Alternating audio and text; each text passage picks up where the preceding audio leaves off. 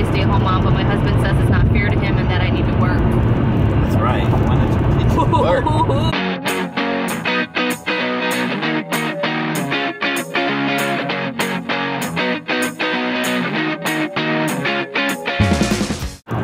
Hey guys, it's me and John, and we are on our way to, well, we're on our way to a little short trip outside of our state, so I thought we would take this time to do the questions and answers video that you guys, well, that I said that we would do for Valentine's Day, and then we never got around to because I took that week-long break, and then it's been hectic.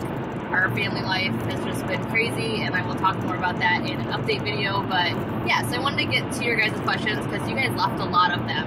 I do want to say first off that there are certain questions that were asked, and I appreciate, you know, your guys' questions, and you guys know I am like completely TMI and completely honest as much as I can be, but there are certain questions that just aren't questions that John and I would discuss, or things that John and I wouldn't discuss with like our parents or family members or exes or my kids' teachers, stuff like that, so I don't feel like it's appropriate to put on YouTube, because when you're on YouTube, that's what you kind of have to think of. My kind of way of thinking is if I'm not going to share it with any of those types of people in my life, then it shouldn't be on the internet. So I appreciate the questions some of those questions that you guys asked. I understand why they were questions that you had, but there's some things just weren't appropriate to talk about on here. So just wanted to put that out there. The first question on my Instagram comes from Agnesly. How did you and John meet? John and I met online about almost 7 years ago. This fall it will be 7 years ago. Yeah? Oh. Yeah. 8. So I keep thinking of just how long we've been in our house. So yeah, so 8 years ago, this fall, John and I met online. I was on Match.com and Cupid because eHarmony said that I wasn't compatible with anybody in their database. Those are the only two dating sites that would take me at the time.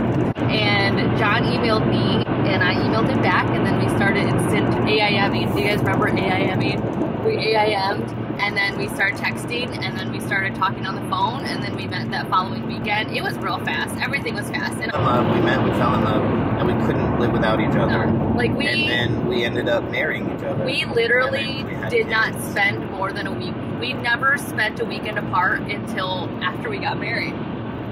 Every weekend until we got married, we were together every single weekend. We lived 2 hours apart. Yeah, we lived 2 hours apart. He would either come in to see me, or I would go out to see him, and that's just how it was until we got engaged. Over like 6 months later, we got engaged, and then about 4 months after that, or 3 months after that, we got married. So it was very quick. Everything was very quick, but like for us, we knew we loved each other, and that's what we wanted. So we didn't need anything. But I guess what I'm just trying to say is disclaimer: be always careful when you're meeting somebody online, whether it be a girl, a boy, anything. Carol-nicious. I don't know. Sorry if I'm butchering these. How long have you all been together? Well, we just answered that 8 years. I was apparently wrong. 8 years this September. It will be 8 years. It's 7 right now. Yeah, it'll be 8 years this fall. Victoria Fastu. I just had my baby, and we also have a toddler. It seems like we hardly spend time together. How did y'all keep y'all relationship great when y'all had Kaya? I like her. She says y'all like I do. Honestly, it was just pure determination and dedication to each other, because there were times when I think that John and I fought like cats and dogs because we were tired, or because we weren't agreeing on something, or because we had 3 kids and it was just a huge change. We did luck out because Kai was a lot easier of a baby and sleeper than Wyatt was, but I think Wyatt was such a hard baby at the time, like before her, that it kind of prepared us as well. Anyways, yeah, I would say that basically just knowing that there was going to be a calm after the storm. We kept telling each other that in however many years it will all be okay. Yeah, it'll all be okay. And we'll be able to manage. And there'll be like a sweet spot before the kids turn into hormonal raving monsters. Yeah. They hit 12 and 13. Yeah. So we've got a few years before Ava does that. So these next 3 years hopefully will be really nice. Basically, the way that John and I kept our relationship the way it is now is just literally just loving each other. There's no other explanation, because it doesn't matter if you have a babysitter all the time, or out all the time, or have all the money in the world. If you don't love each other, you can't make the stress of having kids and being married work. So we loved each other, we still love each other, and we just knew that we wanted to be together forever, so like we just had to get through it. Cosmetic Addict 79. How did you know John was the one? I don't know. Yeah, how did you know? Well, it helped that John and I both wanted the same exact things. We both wanted to get married. We both wanted to have kids. We didn't want to mess around. Like, we weren't just dating to date. So I would say that added to it, that we, you know, both were on the same page. And also, like, I don't know, he smelled really good when I first met him. And he smelled good. And I felt comfortable around him. Like, from the first day that we met, like, we just kind of, I don't know, meshed. Like, yeah, we just kind of clicked. We both had common interests. I felt comfortable around you. He was more mature than anybody I'd ever dated, because, I mean, he's almost 12 years older than me, 11 and a half years. And all my previous boyfriends all lived on my couch. But I wasn't like, I'm not mature as in like... No, he's not like old mature, like old man. But I was like... He had a job. That's what you're talking about, right? He had a job. He had mode of transportation. He didn't live with his mom. And I'm not saying those are all things that were necessary, but because I was a grown, like, I know I was only 21, but I was a grown woman with a kid and 2 jobs and my own apartment and a car, and I didn't need somebody to kind of bring me and my daughter down, which I had had previously. So that got me attracted to him, and then what really made me realize he was the one was just the way he took care of me, and not like financially, because he didn't. I still supported myself and my daughter, but he just emotionally just took care of me. He was very sweet to me. He opened doors for me. He still does. He would kiss my hand. You know, like, he was very good to Ava. He didn't push that situation or that at all. Like, I don't know. I just loved it. Hearts, BB. Tips on how you guys keep your relationship alive. Spend time together. That's basically it. John and I spend all of our time together. We're always together unless he's at work or I'm at, you know, have to do something for work or a trip or something. Not always together. You go hang out with your friends every once in a while. And then and he has to force me to do that sometimes. We try to have some alone time without children around. Like in the last 6 months, I think we've been able to do 2 or 3 of them. Well, yeah, finally. The trip to LA was really nice. Finally, we were able to go on a trip by ourselves since ever. We've never gone on a trip by ourselves until LA.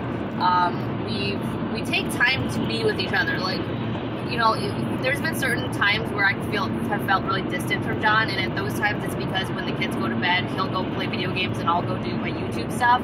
And that's when I feel really, like, far from him, because that's the only time we have without kids, because we don't have, like, a regular babysitter. And so it's really important, I think, to spend that time when you're, you know, alone without kids while they're sleeping or whatever, to be with each other, whether it's watching a movie together or a TV show or whatever, or just being next to each other. Because, yeah, again, like, I felt my most distant. Yeah, but when I need to, like, go veg out every now and then. No, I know, but, like, I'm saying, like, remember when we went that, like, week or 2 where we were just like, alright, I'm gonna go do my YouTube stuff and you're gonna go play video games? I don't know. Is it really bad? Yeah. But yeah, I don't know. We just keep it alive by just spending time with each other, I guess. It says, Mama, what would Kaya's name have been if she were to be a boy? If you guys were to open up your own business, what would it be? Well, John got to pick the names this time for Kaya, for this child, because I picked Wyatt. So he had picked Brecken if it was boy. And I still think that's a cool name. Like, I'm kind of sad that we didn't get to use the name. Because I like going snowboarding in Colorado. Yeah. Breckenridge is like one of those like large resorts out there that's a lot of fun. So I like the name, even though I've heard a lot of grief for it. Like when Kaya was born, my mom asked, well, so since it's a girl, what was her boy name going to be? And I said, Brecken. And she goes, Brecken. Sounds like something you cough up. And I'm like, see, this is why I don't tell people names. But I mean, I still like the name. So I mean, if we have a grandson. We're going to call him Breck. Yeah, we call him Breck. Or something like that. I don't know. But yeah, that's what it would have been if a boy. If we could open up our own business, I don't know. I don't know if you guys can use that name if you want. Yeah, you want to use that name. It's all yours. We don't own the IP. Yeah, we don't care. Let us know if you do. But what would our business be if we could have had one? What do you mean, what business? Like if we could open up our own business, what would it be? Oh, I don't know. I don't think I'd want to open up my own business. Businesses are really hard. They're really hard, yeah. It's like you never marriage. get a break. Yeah, like, you never get a break. I don't think our marriage could survive us owning our own business. I think you have to be a certain kind of person. A really strong self-motivator. You're kind of like that. Yeah, I guess. I think you could do a business, Kelly. I just don't know what it would be. But the problem is that I have a lot of interests, and I feel like I'm not really great at one thing. I'm just kind of good at a lot of things, and that sounded really big-headed, but what I mean is I'm just kind of like all over the place. I like all sorts of things, and so I don't think I could ever find one thing to concentrate like my life to, because that's essentially when you open up a business, you have to like dedicate a part of your life to that, and I don't think I could do that. So I don't know I don't think I can open up a business. I mean, I've always dreamed of opening up like a coffee shop, but I know nothing about coffee. I just want a place where everybody that I love can hang out. So I might as well just buy a big house and invite people over all the time. Patricia Brandel, why didn't your in-laws approve of your relationship? Who's in-laws? Are your in-laws? My in-laws. I think mine were like just weirded out because I met someone online, they weren't used to that idea. And then the other thing was that we moved so quickly, like that threw them off really hard. And it was just, like they needed to just trust that we were going to be okay. And here we are this many years later. They also didn't like that I moved, that John moved. Yeah, they were weirded out. They were really upset. But like, look how things turned out. Nobody lives there anymore. No, I know. Nobody lives where they used to live. Like, if we would have moved to where he lived, they would have moved away. They would have moved away, and we would be there by ourselves with no family around. So it's kind of ridiculous that I think we made the right choice. Yeah, we made the right choice, and you know, you guys know I have an older daughter here, so it was easier for everybody. She was too young to be ripped apart from her dad, and she was too young to go through a court thing, and so John made the decision to move here, and I appreciate that every day. But they just, I don't know. I think me and his parents view family differently and the importance of family differently, and we're just kind of different traditional wise too, and so we just didn't mesh immediately after when we started talking about marriage. So yeah, everything's fine now. Everything's we just don't spend a lot of time with them. That doesn't mean that no, there's no hard feelings or anything like that. We just don't see them a lot. I think my parents are going to try to come see us more now. I hope so. I hope. I always say that. BBLT Mama, how did you guys decide to stay-at-home parenting? I'd like to be a stay-at-home mom, but my husband says it's not fair to him and that I need to work. That's right. When it's work. First off, I think that what happened is I wanted that because I was brought up that way, and I really enjoyed being a kid, always having mom home, and I thought it would be awesome. And we've been doing it for 4 years. 4 years. Yeah. And everything has worked out so far, and so I think we can continue to do it. I wanted to be a stay-at-home mom because I missed all of Ava up till Wyatt's age. I immediately, at 4 weeks postpartum, had to go back to work because her father didn't have a job. He needed to support me and her, so I worked part-time until I found another job because she got more expensive, and the cost of living was more expensive. So essentially, like at certain points of my life with her as a single mom, I was working up to 4 jobs at a time, and so I missed a lot doing that, and I just didn't want to miss that with another kid. So, John having to stay at home mom and wanting that as well, and me also doing that. Like, we also went through something called premarital counseling. It was a requirement that my parents had if they were going to pay for our wedding, and looking back, like, I kind of was like, but I really appreciate that they forced us to do that because it really helped us. Our counselor basically asked us questions that you wouldn't really even think about talking about before you got married. And one of those questions was, so what do you think the finances or roles are going to be in the household when you get married and have kids? And that was one of them. And John and I immediately agreed. He knew how much I missed out on Ava's life too, that he wanted me to stay at home and I wanted to stay at home. And also, we couldn't afford for me to work. Daycare in our area, like trustable, reliable daycare, is expensive. Being a nanny myself and taking care of a friend's 2 children, it's expensive. I don't know how even I don't know how people afford it. Sometimes it's more cost effective for somebody to stay at home. Yeah, you should mention that you're not like not bringing any money into it. Yeah, no, I am now making money. Now, but for I guess those for the first 3.5 years, I didn't have an income. Well, I had my Etsy store. Let's just call it for the last 4. Like this last year or so, you started. Yeah, I've been nannying and I've been doing other part-time things. So I am making money now, but that's more just because I want make some money off of YouTube. Yeah, that full was disclosure. the part-time thing. Because you guys watch the videos, and we really appreciate it. We do really appreciate it, It's but we don't rely on it. That's not a reliable income It's really nice. source. Yeah, it is nice to have a little extra money. The nanny thing, it has become a reliable source of income, but in that I did more so because it just kind of fell in my lap. I was already watching these kids every once in a while as a favor, and then it just turned into this, well, they needed somebody regularly and they felt bad not paying me. So we've worked out a situation where now they do, and it's been really nice, and it's given me something to do. It's made me feel a little bit better because the kids are getting older. I think the really hard thing for stay-at-home moms is like dealing with that guilt of, well, I'm not doing anything. And you really need to realize that being a stay-at-home mom is so hard. Like, you're doing something. Like, whether it's dealing physically, emotionally, or mentally, like, you're doing something, because it is mentally straining to be stuck at home with a child all day long. So yeah, that's how we decided to. And you know what, I think it's kind of unfair to say that it's like, John, do you think that's fair that you have to go to work and I have to stay at home? I think it's fair. Yeah. What do you mean? Well, this girl said that her husband feels like it's not fair for him to have to go to work and her to be able to stay at home. I don't know, it just, that's just like a really weird, like, hard thing to answer, because you don't know about that person's, like, views or how they were brought up, or like what they think is, like, correct. But do you, as a husband? Well, I was brought up in a household where the mom did stay at home, so of course I don't think it's not fair, but at the same time, it's like, you think about it, like, why, I don't know, it depends on how many double standards you're willing to put up with. Yeah. Because the man has them too, and then the woman has some, and they all, like, have to mesh together. Yeah, because then you could put, well, I had to, like, push the baby out of my vagina. But that, you know, and then the guy's like, well, that's only like a 24-hour period. Like, it affects your body for the rest of your life. But then it affects your body for the rest of your life, you say, and then you go on and back and forth. Well, no, what I'm saying is, now that you've stayed at home for that, like, month, and you know what it's like, do you think it's fair that I stay at home and that you go to work? It's not for me. Yeah. See, John doesn't want to stay I can't do it. I have a friend of mine who works all summer long. He owns a business where it's, like, seasonal.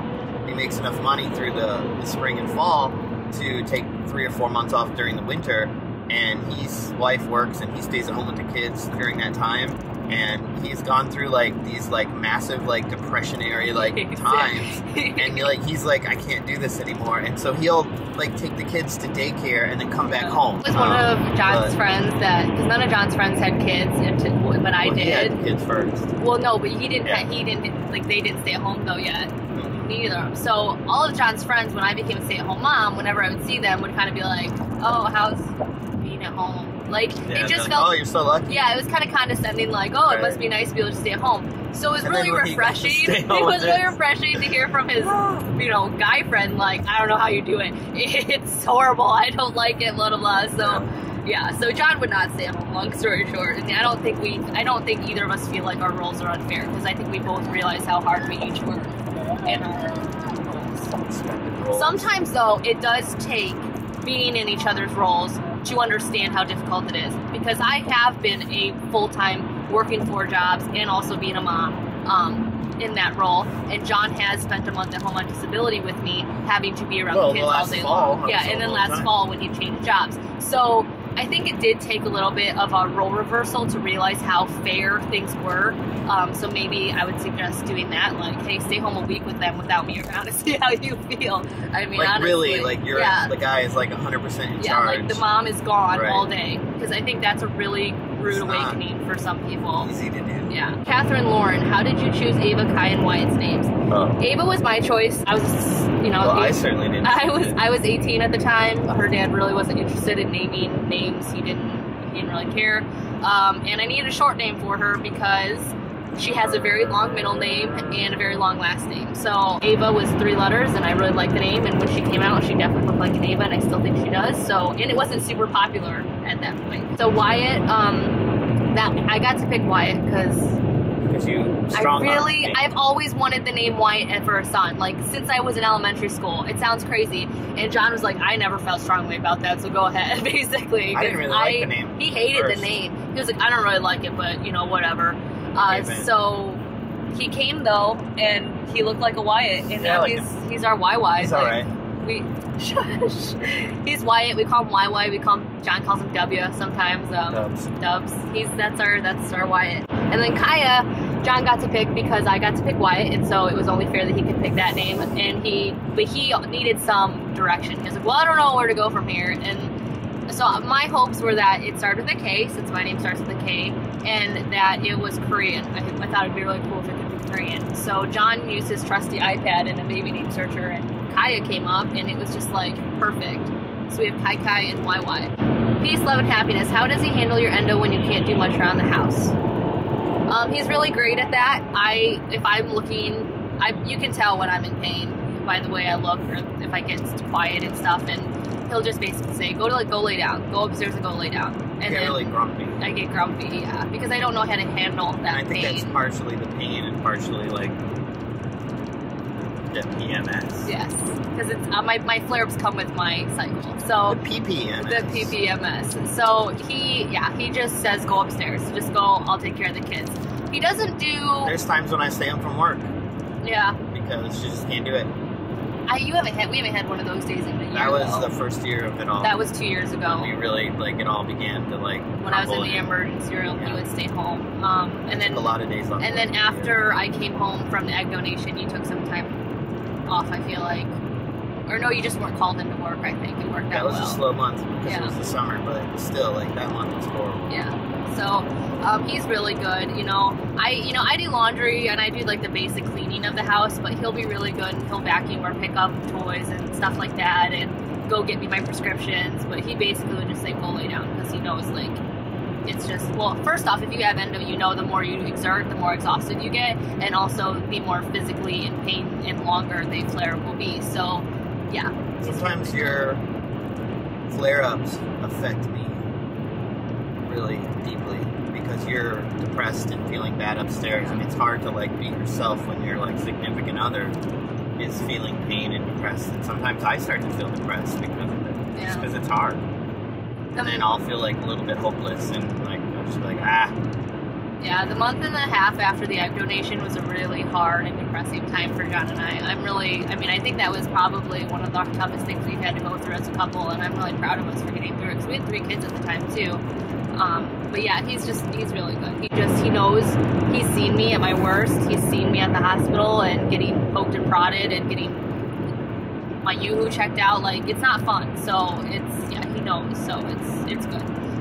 But yeah, so this is going to be the end of part 1 of these questions and answers, because I don't want to make these videos too long. So I'm going to shut the camera off, and then we will record part 2 and 3 and 4. No, there's 52 questions. What? How many was that?